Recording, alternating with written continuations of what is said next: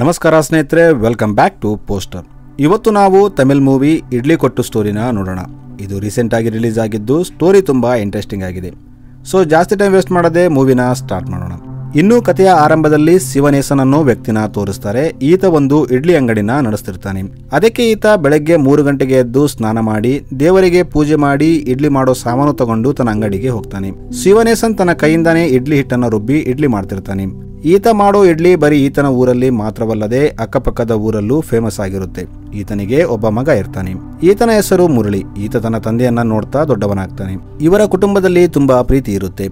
ಆದ್ರೆ ಶಿವನೇಸನ್ ಮಗ ಮುರಳಿಗೆ ದೊಡ್ಡ ವ್ಯಕ್ತಿ ಆಗ್ಬೇಕು ಅಂತ ಆಸೆ ಇರುತ್ತೆ. ಅವನು ಈ ಊರನ್ನ ಬಿಟ್ಟು ವಿದೇಶಕ್ಕೆ ಹೋಗಿ ಸೆಟ್ಲ್ ಆಗ್ಬೇಕು ಅನ್ಕೋತಾನೆ. ಆದ್ರೆ ಶಿವನೇಸನ್ ಇಂಥ ಪ್ರಶಾಂತತೆ ಈ ಊರಲ್ಲಿ ಬಿಟ್ರೆ ಬೇರೆ ಕಡೆ ಸಿಗಲ್ಲ. ನೀನು ನಮ್ಮ ಇಡ್ಲಿ ಅಂಗಡಿ ನೋಡ್ಕೊಂಡು ಇಲ್ಲೇ ಇರು ಅಂತ ಹೇಳ್ತಾನೆ. ಆದ್ರೆ ಮುರಳಿ MBA ಕಂಪ್ಲೀಟ್ ಮಾಡಿ ಹೊರದೇಶಕ್ಕೆ ಹೋಗ್ತಾನೆ. ಮಗನ ಆಸೆಗೆ ಏನು ಹೇಳೋಕ್ಕಾಗದೆ ಶಿವನೇಸನ್ ಕೂಡ ಮಗನನ್ನ ಹೋಗೋಕೆ ಬಿಡ್ತಾನೆ. ಈಗ ಮುರಳಿ ಹೊರದೇಶದಲ್ಲಿ ಒಂದು ಇಂಡಿಯನ್ ಒರಿಜಿನ್ ಕಂಪನಿಯಲ್ಲಿ ಜಾಯ್ನ್ ಆಗ್ತಾನೆ. ಈತ ತುಂಬಾ ಹಾರ್ಡ್ ವರ್ಕಿಂಗ್ ಮತ್ತು ಹಾನೆಸ್ಟ್ ಆಗಿರ್ತಾನೆ. ಇದರಿಂದ ಆ ಕಂಪನಿಗೆ ತುಂಬಾ ಪ್ರಾಫಿಟ್ ಆಗುತ್ತೆ. ಇನ್ನು ಕಂಪನಿ ಚೇರ್ಮನ್ ಮಗಳು ಮೀರಾ ಮುರಳಿನ ಇಷ್ಟ ಪಡ್ತಿರ್ತಾಳೆ. ಮುರಳಿಗೂ ಮೀರಾ ಅಂದ್ರೆ ಇಷ್ಟ ಇರುತ್ತೆ. ಈ ವಿಷಯ ಅವರು ಚೇರ್ಮನ್ಗೆ ಹೇಳಿದಾಗ ಆತ ಕೂಡ ಸರಿ ಅಂತ ಒಪ್ಕೋತಾನೆ. ಏಕೆಂದ್ರೆ ಆತ ಮುರಳಿ ತನಗೆ ಅಳಿಯಾಗಿ ಬಂದ್ರೆ ಕಂಪನಿನ ತುಂಬಾ ಚೆನ್ನಾಗಿ ನೋಡ್ಕೋತಾನೆ ಅಂತ ಅನಿಸುತ್ತೆ. ಇನ್ನು ಮುರಳಿ ತಂದೆಗೆ ಮುರಳಿ ಒಂದು ಗ್ರೈಂಡರ್ ತಂದು ಕೊಡ್ತಾನೆ ಮತ್ತು ಇದರಿಂದ ಹಿಟ್ಟು ರುಬ್ಬಿದ್ರೆ ಕೆಲವೇ ನಿಮಿಷಗಳಲ್ಲಿ ಇಡ್ಲಿ ಮಾಡಬಹುದು ಅಂತ ಹೇಳ್ತಾನೆ. ಆದ್ರೆ ಶಿವನೇಸನ್ ಕೈಯಿಂದ ರುಬ್ಬಿದ ಇಡ್ಲಿಗೆ ಇರೋ ರುಚಿ ಮಷೀನಿಂದ ಬರಲ್ಲ ಅಂತ ಹೇಳ್ತಾನೆ. ಶಿವನೇಸನ್ ಆಧುನೀಕರಣಕ್ಕೆ ತನ್ನನ್ನೇ ದೂರ ಇಟ್ಟಿರ್ತಾನೆ. ಈ ಕಡೆ ತನ್ನ ತಂಗಿ ಮದುವೆ ಮುರಳಿ ಜೊತೆ ಫಿಕ್ಸ್ ಆಗಿದ್ದನ್ನ ನೋಡಿ ಚೇರ್ಮನ್ ಮಗ ಅಶ್ವಿನ್ಗೆ ಸಿಟ್ಟು ಬರುತ್ತೆ. ಏಕೆಂದ್ರೆ ಅವನು ಮುರಳಿ ಒಬ್ಬ ಎಂಪ್ಲಾಯ್. ಅವನ ಲೆವೆಲ್ ಏನು ನಮ್ಮ ಲೆವೆಲ್ ಏನು ಅಂತ ಚೀಪ್ ಜನರಿಗೆ ನಮ್ಮ ತಂಗಿನ ಕೊಡಬೇಕಾ ಅಂತ ಹೇಳ್ತಾನೆ. ಆದ್ರೆ ಚೇರ್ಮನ್ ಮುರಳಿ ಈ ಮನೆಗೆ ಅಳಿಯಾಗಿ ಬಂದ್ರೆ ನಮ್ಮ ಕಂಪನಿಗೆ ತುಂಬಾ ಹೆಲ್ಪ್ಫುಲ್ ಆಗುತ್ತೆ ಅಂತ ಹೇಳ್ತಾನೆ. ಮದುವೆ ಫಿಕ್ಸ್ ಆಗಿದ್ದರಿಂದ ಮುರಳಿ ತನ್ನ ತಂದೆ ತಾಯಿಗೆ ಕಾಲ್ ಮಾಡಿ ಮದುವೆಗೆ ಬರುವಂತೆ ಹೇಳ್ತಾನೆ. ಆದ್ರೆ ಅವರು ಅಷ್ಟು ದೂರ ವಿದೇಶದಲ್ಲಿ ಮದುವೆ ಆಗೋದು ಏನಿದೆ, ಇಲ್ಲಿ ನಮ್ಮ ಊರಲ್ಲಿ ನಮ್ಮ ಬಂಧು ಬಳಗ ಎಲ್ಲ ಇರ್ತಾರೆ, ನೀನು ಇಲ್ಲೇ ಬಂದು ಮದುವೆ ಆಗು ಅಂತ ಹೇಳ್ತಾರೆ. ಮುರಳಿ ಅವರಿಗೆ ಎಷ್ಟು ಕನ್ವಿನ್ಸ್ ಮಾಡಿದರೂ ಅವರು ಕೇಳಲ್ಲ. ಇದರಿಂದ ಮುರಳಿ ಸ್ಯಾಡ್ ಆಗಿರ್ತಾನೆ. ಇನ್ನು ಮುರಳಿ ಯಾವುದೋ ಒಂದು ಕೆಲಸದ ಮೇಲೆ ಅಶ್ವಿನ್ ಹತ್ರ ಹೋಗ್ತಾನೆ. ಆಗ ಅಶ್ವಿನ್ ಮುರಳಿಗೆ ಆಫ್ಟರ್ ಆಲ್ ಒಬ್ಬ ಎಂಪ್ಲಾಯ್ಗೆ ನನ್ನ ತಂಗಿ ಬೇಕಾ ಅಂತ ಅವನಿಗೆ ಅವಮಾನ ಮಾಡ್ತಾನೆ.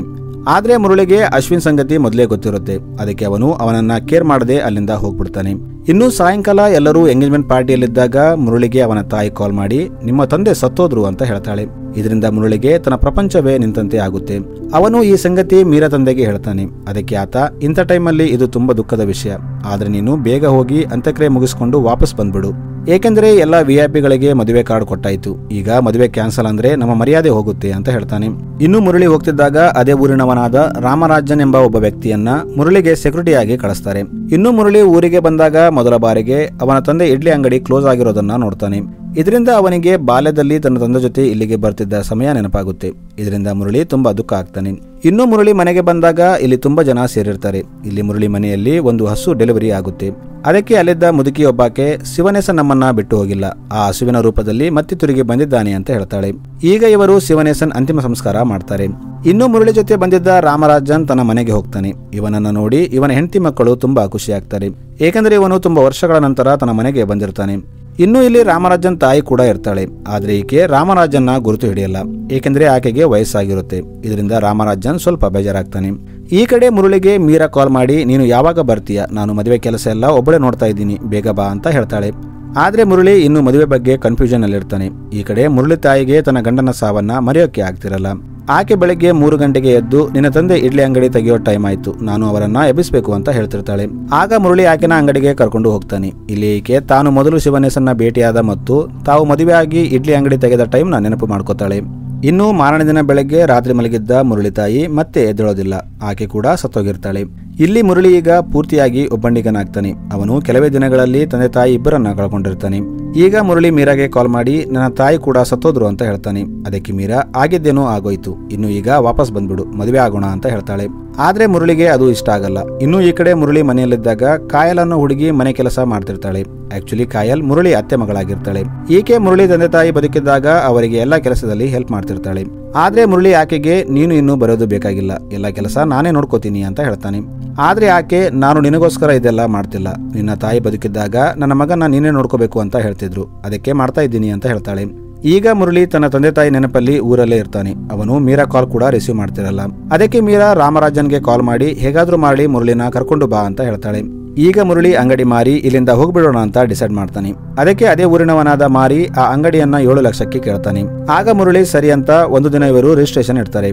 ಆದ್ರೆ ರಿಜಿಸ್ಟ್ರೇಷನ್ ನಡೆಯೋ ಮುಂಚಿನ ದಿನ ಮುರಳಿಗೆ ತನ್ನ ತಂದೆ ಕನಸಲ್ಲಿ ಬರ್ತಾನೆ. ಇದರಿಂದ ಆತನಿಗೆ ಆ ಅಂಗಡಿಯಲ್ಲಿ ತನ್ನ ತಂದೆ ಆತ್ಮ ಇದೆ ಅಂತ ಅನಿಸುತ್ತೆ. ಅದಕ್ಕೆ ಅವನು ಅಂಗಡಿ ಮಾರಬಾರ್ದಂತ ಡಿಸೈಡ್ ಮಾಡ್ತಾನೆ. ಇದರಿಂದ ಮಾರಿ ಮುರಳಿ ಮೇಲೆ ತುಂಬಾ ಸೆಟ್ ಆಗ್ತಾನೆ. ಆದ್ರೆ ಮುರಳಿ ಮಾತ್ರ ಅಂಗಡಿ ಮಾರಲ್ಲ ಅಂತ ಹೇಳ್ತಾನೆ. ಇನ್ನು ಮುರಳಿ ಮನೆಗೆ ಬಂದಾಗ ಕಾಯಲ್ ಮುರಳಿ ಮೇಲೆ ಸಿಟ್ಟಾಗ್ತಿರ್ತಾಳೆ. ಈಕೆ ಎಲ್ಲ ಸಾಮಾನನ್ನ ಆ ಕಡೆ ಈ ಕಡೆ ಎಸೆದಿರ್ತಾಳೆ. ಏಕೆಂದ್ರೆ ಕಾಯಲ್ ಮುರಳಿ ಅಂಗಡಿಯನ್ನ ಮಾರಿದ್ದಾನೆ ಅಂತ ಅಂದ್ಕೊಂಡಿರ್ತಾಳೆ. ಆದ್ರೆ ಮುರಳಿ ಇಲ್ಲ, ನಾನು ಅಂಗಡಿನ ಮಾರಲ್ಲ ಅಂತ ಹೇಳ್ತಾನೆ. ಇದನ್ನ ಕೇಳಿ ಕಾಯಲ್ ತುಂಬಾ ಖುಷಿ ಆಗ್ತಾಳೆ. ಈಗ ಮೀರಾಗೆ ರಾಮರಾಜನ್ ಕಡೆಯಿಂದ ಮುರಳಿ ಆ ಅಂಗಡಿಯನ್ನ ಮಾರಿಲ್ಲ ಅಂತ ಗೊತ್ತಾಗುತ್ತೆ. ಆಗ ಆಕೆ ಮುರಳಿಗೆ ಕಾಲ್ ಮಾಡಿ ಇನ್ನೂ ಯಾಕೆ ಶಾಪ್ ಮಾರಿಲ್ಲ ಅಂತ ಕೇಳ್ತಾಳೆ. ಅದಕ್ಕೆ ಮುರಳಿ, ನನಗೆ ಇಲ್ಲಿ ಕೆಲಸ ಇದೆ, ಮದುವೆನ ಪೋಸ್ಟ್ಪೋನ್ ಮಾಡೋಣ, ನನಗೆ ಒಂದು 7 ತಿಂಗಳು ಟೈಮ್ ಬೇಕು ಅಂತ ಹೇಳ್ತಾನೆ. ಅದಕ್ಕೆ ಮೀರಾ, ಇದೇನು ವಿಲೇಜ್ ಮದುವೆ ಅಂದ್ಕೊಂಡಿದ್ಯಾ, ಇಷ್ಟ ಬಂದಂಗೆ ಮುಂದೆ ಹಾಕೋಕೆ, ಈ ಮದುವೆಗೆ ದೊಡ್ಡ ದೊಡ್ಡ ವಿಐಪಿಗಳೆಲ್ಲ ಬರ್ತಾರೆ, ನೀನು ಸುಮ್ಮನೆ ಬಾ ಅಂತ ಹೇಳ್ತಾಳೆ. ಮತ್ತು ಮೀರಾ ಮುರಳಿ ತಂದೆಗೂ ಬೈತಾಳೆ. ಇದರಿಂದ ಮುರಳಿ ಕೋಪದಿಂದ ಆಕೆಗೆ ಬೈತಾನೆ. ಆಗ ಫೋನ್ ಅಶ್ವಿನ್ ತಗೊಂಡು, ಆಫ್ಟರ್ ಆಲ್ ಒಬ್ಬ ಎಂಪ್ಲಾಯ್, ನಿನಗೆ ನನ್ನ ತಂಗಿನ ಬೈಯುವಷ್ಟು ದಿಮಾಕ ಅಂತ ಹೇಳ್ತಾನೆ. ಮತ್ತು ಈ ಮದುವೆನ ಕ್ಯಾನ್ಸಲ್ ಮಾಡಿಸ್ತಾನೆ. ಇದರಿಂದ ಮೀರಾ ತುಂಬಾ ದುಃಖ ಆಗ್ತಾಳೆ. ಈಗ ಮುರಳಿ ರಾಮರಾಜನ್ ಹತ್ರ ಹೋಗಿ, ನೀವು ಮತ್ತೆ ಕೆಲಸಕ್ಕೆ ಜಾಯ್ನ್ ಆಗಲು ಹೋಗಿ, ನಾನು ಈಗಿಂದ ನನ್ನ ತಂದೆ ಅಂಗಡಿ ನೋಡ್ಕೊಂಡು ಇಲ್ಲೇ ಇರ್ತೀನಿ ಅಂತ ಹೇಳ್ತಾನೆ. ಆದ್ರೆ ರಾಮರಾಜನ್, ಇಷ್ಟು ದಿನ ದುಡ್ಡಿಗೋಸ್ಕರ ವಿದೇಶದಲ್ಲಿ ದುಡಿದದ್ದು ಸಾಕು, ನಾನು ವಾಪಸ್ ಬರುವಷ್ಟರಲ್ಲಿ ನನ್ನ ಸ್ವಂತ ತಾಯಿ ನನ್ನ ಮರೆತು ಹೋದ್ಲು, ಅದಕ್ಕೆ ಈಗಿಂದ ನಾನು ಕೂಡ ಇಲ್ಲೇ ಇದ್ದು ಇಲ್ಲೇ ಏನಾದ್ರೂ ಕೆಲಸ ಮಾಡ್ತೀನಿ ಅಂತ ಹೇಳ್ತಾನೆ. ಈಗ ಮುರಳಿ ಮಾರ್ಕೆಟ್ಗೆ ಹೋಗಿ ಇಡ್ಲಿ ಮಾಡಲು ಬೇಕಾದ ಸಾಮಗ್ರಿಗಳನ್ನ ತಗೋತಾನೆ. ಇದರಲ್ಲಿ ಕಾಯಲ್ ಕೂಡ ಅವನಿಗೆ ಹೆಲ್ಪ್ ಮಾಡ್ತಾಳೆ. ಮುರಳಿ ತನ್ನ ತಂದೆಯಂತೆ ಮಿಷಿನ್ ನಲ್ಲಿ ಹಿಟ್ಟು ರುಬ್ಬದೆ ಕೈಯಿಂದ ರುಬ್ತಾನೆ. ಆದ್ರೆ 3-4 ನಿಮಿಷದಲ್ಲಿ ಮುರಳಿಗೆ ಸಾಕಾಗುತ್ತೆ. ಆದ್ರೆ ಮುರಳಿ ತಂದೆ ಕಂಟಿನ್ಯೂ ಆಗಿ 3 ತಾಸು ರುಬ್ತಿರ್ತಾನೆ. ಈಗ ಇವರು ಹೇಗೋ ಕಷ್ಟಪಟ್ಟು ಹಿಟ್ಟು ರೆಡಿ ಮಾಡಿ ಇಡ್ಲಿ ಮಾಡ್ತಾರೆ. ಎಲ್ಲ ರೆಡಿ ಆದ್ಮೇಲೆ ಶಿವನೇಸನ್ ಫ್ರೆಂಡ್ ಸ್ವಾಮಿ ಇಡ್ಲಿ ತಿನ್ನೋಕೆ ಬರ್ತಾನೆ. ಆದ್ರೆ ಈತನಿಗೆ ಇಡ್ಲಿ ಇಷ್ಟ ಆಗಲ್ಲ. ಆದ್ರೂ ಅವನು ಮುರಳಿಗೆ ಬೇಜಾರಾಗಬಾರ್ದಂತ ಚೆನ್ನಾಗಿದೆ ಅಂತ ಹೇಳ್ತಾನೆ. ಸ್ವಾಮಿ ಎಕ್ಸ್ಪ್ರೆಷನ್ ನೋಡಿ ಮುರಳಿಗೆ ಇಡ್ಲಿ ಚೆನ್ನಾಗಿಲ್ಲ ಅಂತ ಗೊತ್ತಾಗುತ್ತೆ. ಅವರು ಮತ್ತೆ ಇಡ್ಲಿ ಪ್ರಿಪೇರ್ ಮಾಡ್ತಾರೆ. ಪದೇ ಪದೇ ಎಷ್ಟೇ ಟ್ರೈ ಮಾಡಿದರೂ ಅವರ ಇಡ್ಲಿ ಮಾತ್ರ ಅವನ ತಂದೆ ಮಾಡೋ ತರ ಟೇಸ್ಟ್ ಬರಲ್ಲ.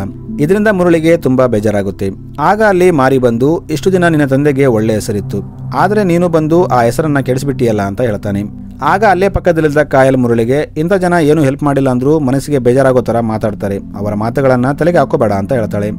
ಆದ್ರೆ ಮುರಳಿ ಮಾತ್ರ ಚಿಂತೆಯಲ್ಲಿರ್ತಾನೆ. ಅದಕ್ಕೆ ಆತ ತನ್ನ ಕುಲದೈವ ಹತ್ರ ಹೋಗಿ ನನಗೆ ದಾರಿ ತೋರಿಸುವಂತ ಪ್ರೇ ಮಾಡ್ತಾನೆ. ಅದೇ ದಿನ ರಾತ್ರಿ ಮುರಳಿ ಕನಸಲ್ಲಿ ಅವನ ತಂದೆ ಬರ್ತಾರೆ. ಈತ ಮುರಳಿಗೆ, ನೀನು ಕಷ್ಟಪಟ್ಟು ಕೆಲಸ ಮಾಡದೆ ಇಷ್ಟಪಟ್ಟು ಮಾಡು, ನೀನು ನನ್ನ ರಕ್ತ, ನಿನ್ನ ರಕ್ತದಲ್ಲೂ ಕೂಡ ಇಡ್ಲಿ ಮಾಡೋ ಗುಣ ಇದೆ ಅಂತ ಹೇಳ್ತಾನೆ. ಇದರಿಂದ ಮುರಳಿಗೆ ಎಚ್ಚರಿಕೆ ಆಗುತ್ತೆ. ಅವನು ಎದ್ದು ತನ್ನ ತಂದೆಯಂತೆ ರೆಡಿ ಆಗ್ತಾನೆ. ಆತ ಮೊದಲು ಸ್ನಾನ ಮಾಡ್ತಾನೆ. ಆಮೇಲೆ ದೇವರಿಗೆ ಪೂಜೆ ಮಾಡಿ ಇಡ್ಲಿ ಸಾಮಾನು ತಗೊಂಡು 3 ಗಂಟೆಗೆ ಶಾಪ್ಗೆ ಬರ್ತಾನೆ. ಇಲ್ಲಿ ಕಾಯಲ್ ಮತ್ತು ರಾಮರಾಜನ್ ಕೂಡ ಬಂದಿರ್ತಾರೆ. ಮುರಳಿ ಈಗ 3 ಗಂಟೆಗಳ ಕಾಲ ಹಿಟ್ಟನ್ನು ರುಬ್ಬಿ ಇಡ್ಲಿ ರೆಡಿ ಮಾಡ್ತಾನೆ. ಮತ್ತೆ ಶಿವನೇಸನ್ ಫ್ರೆಂಡ್ ಸ್ವಾಮಿ ಇಡ್ಲಿ ತಿನ್ನೋಕೆ ಬರ್ತಾನೆ. ಈತ ಈ ಸಾರಿ ಇಡ್ಲಿ ತಿಂದು ಇದು ಸೇಮ್ ಶಿವನೇಸನ್ ಮಾಡೋದರ ಆಗಿದೆ ಅಂತ ಹೇಳ್ತಾನೆ.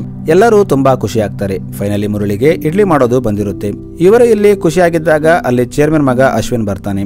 ಇಲ್ಲಿ ಈತ ಮುರಳಿಗೆ, ಈ ಗುಡಿಸಲಿನ ಅಂಗಡಿಗೋಸ್ಕರ ನಮ್ಮ ಸಂಬಂಧ ಬೇಡ ಅಂದಿಯಾ ಅಂತ ಕೇಳ್ತಾನೆ. ಇಲ್ಲಿ ಮುರಳಿ ಅಶ್ವಿನ್ಗೆ ಸಮಜಾಯಿಸೋಕೆ ಟ್ರೈ ಮಾಡ್ತಾನೆ. ಆದ್ರೆ ಅಶ್ವಿನ್ ಮುರಳಿ ಮೇಲೆ ಕೈ ಮಾಡ್ತಾನೆ.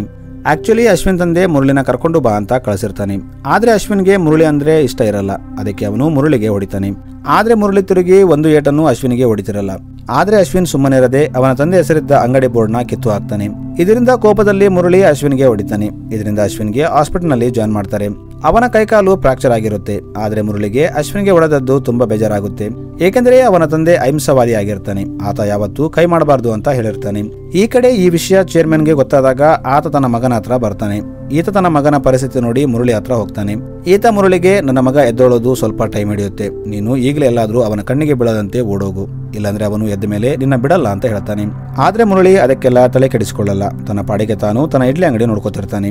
ಹೀಗೆ ದಿನದಿಂದ ದಿನಕ್ಕೆ ಮುರಳಿ ಇಡ್ಲಿ ಫೇಮಸ್ ಆಗುತ್ತೆ. ತುಂಬಾ ಜನ ಬಂದು ಇಡ್ಲಿ ತಿಂದು ಹೋಗ್ತಾರೆ. ಮತ್ತು ನೀನು ಕೂಡ ನಿನ್ನ ತಂದೆಯಂತೆ ತುಂಬಾ ಚೆನ್ನಾಗಿ ಇಡ್ಲಿ ಮಾಡ್ತೀಯಾ ಅಂತ ಹೇಳ್ತಿರ್ತಾರೆ. ಇದರಿಂದ ಮುರಳಿ ತುಂಬಾ ಖುಷಿ ಆಗ್ತಾನೆ. ಈ ಕಡೆ ಅಶ್ವಿನ್ ಕೂಡ ರಿಕವರ್ ಆಗ್ತಾನೆ. ಅವನು ಯಾವಾಗ ಮುರಳಿನ ಹೊಡಿಬೇಕಂತ ಕಾಯ್ತಿರ್ತಾನೆ. ಇನ್ನು ಕಾಯಲ್ ಮುರಳಿನ ಬಾಲ್ಯದಿಂದಲೇ ಲವ್ ಮಾಡ್ತಿರ್ತಾಳೆ. ಈಗ ಮುರಳಿಗೂ ಕೂಡ ಕಾಯಲ್ ಮೇಲೆ ಲವ್ ಆಗಿರುತ್ತೆ. ಇವರಿಬ್ಬರು ಅಂಗಡಿ ನೋಡ್ತಾ ಲವ್ ಮಾಡ್ತಾ ತುಂಬಾ ಖುಷಿಯಿಂದ ತಿರುಗ್ತಿರ್ತಾರೆ. ಈಗ ಫುಲ್ಲಿ ರಿಕವರ್ ಆದ ಅಶ್ವಿನ್ ಮುರಳಿ ಹತ್ರ ಬಂದು ಅವನಿಗೆ ತುಂಬಾ ಹೊಡಿತಾನೆ. ಆದ್ರೆ ಮುರಳಿ ತನ್ನ ತಂದೆ ಮಾತನ್ನ ನೆನಪು ಮಾಡಿಕೊಂಡು ಅಶ್ವಿನ್ ಮೇಲೆ ಕೈ ಮಾಡಲ್ಲ. ಈಗ ಅಶ್ವಿನ್ ಮುರಳಿನ ಚೆನ್ನಾಗಿ ಹೊಡೆದು ಅಲ್ಲಿಂದ ಕರ್ಕೊಂಡು ಹೋಗ್ತಾನೆ. ಇನ್ನು ಇಲ್ಲಿ ಮೀರಾ ಕೂಡ ಬಂದಿರ್ತಾಳೆ. ಆದ್ರೆ ಮೀರಾಗೆ ಮುರಳಿಗೆ ಹೊಡಿತಿರೋ ವಿಷಯ ಗೊತ್ತಿರಲ್ಲ. ಮೀರಾ ತಂದೆ ಮೀರಾಗೆ ಇದೆಲ್ಲ ಗೊತ್ತಾಗಬಾರ್ದು ಅಂತ ಆಕೆಗೆ ಟೆಂಪಲ್ಗೆ ಕಳಿಸ್ತಾನೆ. ಇದು ರಾಮರಾಜನ್ಗೆ ಗೊತ್ತಾಗಿ ಆತ ಹೋಗಿ ಮೀರಾಗೆ ಇದೆಲ್ಲ ಹೇಳ್ತಾನೆ. ಇದನ್ನ ಕೇಳಿ ಮೀರಾ ತನ್ನ ತಂದೆ ಮತ್ತು ಅಶ್ವಿನ್ ಮೇಲೆ ತುಂಬಾ ಕೋಪ ಮಾಡ್ತಾಳೆ. ಈಗ ಊರವರಿಗೆಲ್ಲ ಈ ವಿಷಯ ಗೊತ್ತಾಗಿ ಅವರು ಚೇರ್ಮನ್ ಹತ್ರ ಬಂದು ಮುರಳಿಯಲ್ಲಿ ಅಂತ ಕೇಳ್ತಾರೆ. ಆದ್ರೆ ಆತ ಏನು ಹೇಳೋದಿಲ್ಲ. ಅದಕ್ಕೆ ಅವರು ಮುರಳಿಗೆ ಏನಾದರೂ ಆದ್ರೆ ಅಶ್ವಿನ ಸಾಯಿಸ್ಬಿಡ್ತೀವಿ ಅಂತ ಹೇಳ್ತಾರೆ. ಈಗ ಊರವರೆಲ್ಲ ಸೇರಿ ಮುರಳಿನ ಎಲ್ಲ ಕಡೆ ಹುಡುಕ್ತಾರೆ. ಅವರಿಗೆ ಮುರಳಿ ಒಂದು ಕಾಡು ಪ್ರದೇಶದಲ್ಲಿ ಸಿಗ್ತಾನೆ. ಇಲ್ಲಿಯವರು ಮುರಳಿಗೆ ಶೂಟ್ ಮಾಡಿ ಬಿಸಾಗಿರ್ತಾರೆ. ಆದ್ರೆ ಮುರಳಿ ಇನ್ನೂ ಸತ್ತಿರಲ್ಲ, ಅವನು ಮೂರ್ಛೆ ಹೋಗಿರ್ತಾನೆ. ಅದಕ್ಕೆ ಅವರು ಅವನನ್ನ ಹಾಸ್ಪಿಟಲ್ಗೆ ಸೇರಿಸ್ತಾರೆ. ಈಗ ಮುರಳಿಗೆ ಎಚ್ಚರಿಕೆ ಆಗುತ್ತೆ. ಆಗ ಅಲ್ಲಿ ಇನ್ಸ್ಪೆಕ್ಟರ್ ಬಂದು ನಿನಗೆ ಶೂಟ್ ಮಾಡಿದ್ದು ಯಾರು ಅಂತ ಕೇಳ್ತಾನೆ. ಆದ್ರೆ ಮುರಳಿ ಅಶ್ವಿನ್ ಹೆಸರು ಹೇಳದೆ ನನಗೆ ಗೊತ್ತಿಲ್ಲ ಅಂತ ಹೇಳ್ತಾನೆ. ಈಗ ಮುರಳಿ ಹಾಸ್ಪಿಟಲ್ನಿಂದ ಡಿಸ್ಚಾರ್ಜ್ ಆದ್ಮೇಲೆ ಕಾಯಲ್ಗೆ ನನ್ನ ಮದುವೆ ಆಗ್ತೀಯಾ ಅಂತ ಕೇಳ್ತಾನೆ. ಕಾಯಲ್ ಕೂಡ ಒಪ್ಕೋತಾಳೆ. ಇನ್ನೂ ಒಂದು ದಿನ ಮೀರಾ ಮುರಳಿ ಶಾಪ್ಗೆ ಬಂದು ನಿನಗೆ ಶೂಟ್ ಮಾಡಿದ್ದು ಯಾರು ಅಂತ ಕೇಳ್ತಾಳೆ. ಆದ್ರೆ ಮುರಳಿ ಆಕೆಗೂ ಏನು ಹೇಳದೆ ನನಗೆ ಗೊತ್ತಿಲ್ಲ, ನೀನು ವಾಪಸ್ ಊರಿಗೆ ಹೋಗು ಅಂತ ಹೇಳ್ತಾನೆ. ಆದ್ರೆ ಮೀರಾ ಇಲ್ಲಿ ನನಗೆ ಇನ್ನೂ ಸ್ವಲ್ಪ ದಿನ ಕೆಲಸ ಇದೆ, ಕೆಲಸ ಮುಗಿಸ್ಕೊಂಡು ಹೋಗ್ತೀನಿ ಅಂತ ಹೇಳ್ತಾಳೆ. ಇನ್ನೊಂದು ಕಡೆ ಅಶ್ವಿನ್ಗೆ ಮಾತ್ರ ಮುರಳಿ ಮೇಲೆ ಕೋಪ ಕಡಿಮೆ ಆಗಿರಲ್ಲ. ಅವನು ಹೇಗಾದ್ರೂ ಮಾಡಿ ಮುರಳಿ ಮೇಲೆ ಸಿಡು ತೀರಿಸ್ಕೋಬೇಕು ಅನ್ಕೋತಾನೆ. ಅದಕ್ಕೆ ಅವನು ಲೋಕಲ್ ಇನ್ಸ್ಪೆಕ್ಟರ್ಗೆ ಹೇಳಿ ಹೇಗಾದ್ರೂ ಮಾಡಿ ಆ ಅಂಗಡಿನ ಮುಚ್ಚಿಸ್ಬೇಕು ಅಂತ ಹೇಳ್ತಾನೆ. ಆದ್ರೆ ಆತ ನಾನು ಸಣ್ಣವನಿದ್ದಾಗ ಶಿವನೇಶ ನನಗೆ ಸ್ಕೂಲ್ಗೆ ಹೋಗುವಾಗ ಫ್ರೀಯಾಗಿ ಇಡ್ಲಿ ಕೊಡ್ತಿದ್ದ, ಸೊ ಆ ಶಾಪ್ ತಂಟೆಗೆ ಬಂದ್ರೆ ಸರಿ ಇರಲ್ಲ ಅಂತ ಹೇಳ್ತಾನೆ. ಈ ಕಡೆ ಮಾರಿ ಕಾಯಲ್ ಮನೆಗೆ ಬಂದು ಕಾಯಲ್ನ ಮದುವೆ ಆಗ್ತೀನಿ ಅಂತ ಹೇಳ್ತಾನೆ. ಏಕೆಂದ್ರೆ ಮಾರಿ ಕಾಯಲ್ನ ಲವ್ ಮಾಡ್ತಿರ್ತಾನೆ. ಆದ್ರೆ ಕಾಯಲ್ ತಾಯಿ ನಾವು ಆಲ್ರೆಡಿ ಮುರಳಿಗೆ ಕಾಯಲ್ನ ಫಿಕ್ಸ್ ಮಾಡಿದ್ದೀವಿ ಅಂತ ಹೇಳ್ತಾಳೆ. ಇದರಿಂದ ಮಾರಿಗೆ ತುಂಬಾ ಕೋಪ ಬರುತ್ತೆ. ಅವನು ಮುರಳಿ ಮತ್ತು ಕಾಯಲ್ನ ಸಾಯಿಸಬೇಕು ಅನ್ಕೋತಾನೆ. ಅವನು ಕತ್ತಿ ತಗೊಂಡು ಮುರಳಿ ಮನೆಗೆ ಬಂದಾಗ ಅಲ್ಲಿ ಮುರಳಿ ಇರಲ್ಲ. ಆದ್ರೆ ಮುರಳಿ ತಂದೆ ಸತ್ತಾಗ ಹುಟ್ಟಿದ ಹಸು ಇರುತ್ತೆ. ಮಾರಿ ಹಿಂದೆ ಮುಂದೆ ನೋಡದೆ ಆ ಹಸುನ ಸಾಯಿಸೋಕೆ ಹೋಗ್ತಾನೆ. ಆಗ ಅಲ್ಲಿ ಮುರಳಿ ಬಂದು ಮಾರಿಗೆ ಹೊಡಿತಾನೆ ಮತ್ತು ಮುರಳಿ ಕೋಪದಲ್ಲಿ ಮಾರಿನ ಸಾಯಿಸಬೇಕು ಅನ್ಕೋತಾನೆ. ಆದ್ರೆ ತನ್ನ ತಂದೆ ಮಾತಿನಂತೆ ಕೋಪ ಕಂಟ್ರೋಲ್ ಮಾಡಿಕೊಂಡು ಮಾರಿನ ಬಿಟ್ಬಿಡ್ತಾನೆ. ಆದ್ರೆ ಇನ್ನೊಂದು ಕಡೆ ಅಶ್ವಿನ್ ಹೋಗಿ ಮುರಳಿ ಶಾಪ್ಗೆ ಬೆಂಕಿ ಹಚ್ತಾನೆ. ಅಶ್ವಿನ್ಗೆ ತನ್ನ ಕೋಪ ಶಾಂತವಾಗುತ್ತೆ. ಆದ್ರೆ ಶಾಪ್ಗೆ ಬೆಂಕಿ ಹಚ್ಚಿದ ವಿಷಯ ಗೊತ್ತಾಗಿ ಮುರಳಿ ಅಲ್ಲಿಗೆ ಬರ್ತಾನೆ. ಇಲ್ಲಿ ಶಾಪ್ ಸುಟ್ಟೋಗ್ತಿರೋದನ್ನ ನೋಡಿ ತುಂಬಾ ಅಳ್ತಾನೆ. ಇನ್ನು ಈ ವಿಷಯ ಮೀರಾಗೆ ಗೊತ್ತಾದಾಗ ಆಕೆ ಒಂದು ಕಟ್ಟಿಗೆ ತಗೊಂಡು ತನ್ನ ಅಣ್ಣ ಅಶ್ವಿನ್ಗೆ ಹೊಡಿತಾಳೆ ಮತ್ತು ಅವರಿಗೆ ಅವನು ಅವನ ಪಾಡಿಗೆ ತನ್ನ ಇಡ್ಲಿ ಅಂಗಡಿ ನಡೆಸಿದ್ದಾನೆ. ಅವನು ನಿಮಗೆ ಏನೂ ಹಾನಿ ಮಾಡ್ತಿಲ್ಲ, ನಿಮ್ಮಿಬ್ಬರಲ್ಲಿ ಯಾರೋ ಅವನಿಗೆ ಶೂಟ್ ಮಾಡಿದ್ದೀರಿ, ಆದ್ರೂ ಅವನು ನಿಮ್ಮನ್ನ ಹಾಗೆ ಬಿಟ್ಟಿದ್ದಾನೆ, ಸೊ ನಿಮಗೆ ಯಾಕೆ ಅವನ ಮೇಲೆ ಅಷ್ಟೊಂದು ಕೋಪ ಅಂತ ಹೇಳ್ತಾಳೆ. ಮೀರಾ ಮಾತು ಕೇಳಿ ಚೇರ್ಮನ್ಗೂ ತಾವು ಮಾಡಿದ್ದು ತಪ್ಪು ಅಂತ ಅನಿಸುತ್ತೆ. ಅದಕ್ಕೆ ಅವನು ಅಶ್ವಿನ್ ಕೆನ್ನೆಗೆ ಹೊಡೆದು ನೀನು ಸಣ್ಣವನಿದ್ದಾಗ ಈ ರೀತಿ ಹೊಡೆದಿದ್ರೆ ಈಗ ನೀನು ಒಬ್ಬರ ಪ್ರಾಣ ತೆಗೆಯುವ ಮಟ್ಟಕ್ಕೆ ಹೋಗ್ತಿದ್ದಿಲ್ಲ ಅಂತ ಹೇಳ್ತಾನೆ. ಈ ಕಡೆ ಮುರಳಿ ಮತ್ತು ಕಾಯಲ್ ಸೇರಿ ಮತ್ತೆ ಇಡ್ಲಿ ಶಾಪ್ನ ಓಪನ್ ಮಾಡ್ತಾರೆ. ಇವರು ಮತ್ತೆ ಇಡ್ಲಿ ಮಾಡ್ತಿದ್ದಾಗ ಅಲ್ಲಿ ಚೇರ್ಮನ್ ತನ್ನ ಮಗನ ಕರ್ಕೊಂಡು ಬರ್ತಾನೆ. ಈತ ಇಷ್ಟು ದಿನ ಮುರಳಿಗೆ ಮಾಡಿದ ಹಾನಿಗೆ ಸ್ವಾರಿ ಹೇಳುವಂತೆ ಹೇಳ್ತಾನೆ ಮತ್ತು ಅಶ್ವಿನ್ ತಪ್ಪಿಗೆ ಪ್ರಾಯಶ್ಚಿತ್ತವಾಗಿ ಇಡ್ಲಿ ಹಿಟ್ಟನ್ನು ರುಬ್ಬುವಂತೆ ಹೇಳ್ತಾನೆ. ಈಗ ಅಶ್ವಿನ್ ಕಷ್ಟಪಟ್ಟು ಇಡ್ಲಿ ರುಬ್ತಾನೆ. ಆಮೇಲೆ ಅವರು ಅಶ್ವಿನ್ ರುಬ್ಬಿದ ಹಿಟ್ಟಿನಿಂದ ಇಡ್ಲಿ ಮಾಡಿ ತಿಂತಾರೆ. ಸೊ ಇದೇ ಸೀನ್ನೊಂದಿಗೆ ಈ ಮೂವಿ ಹ್ಯಾಪಿ ಎಂಡಿಂಗ್ ಆಗುತ್ತೆ. So thanks for watching.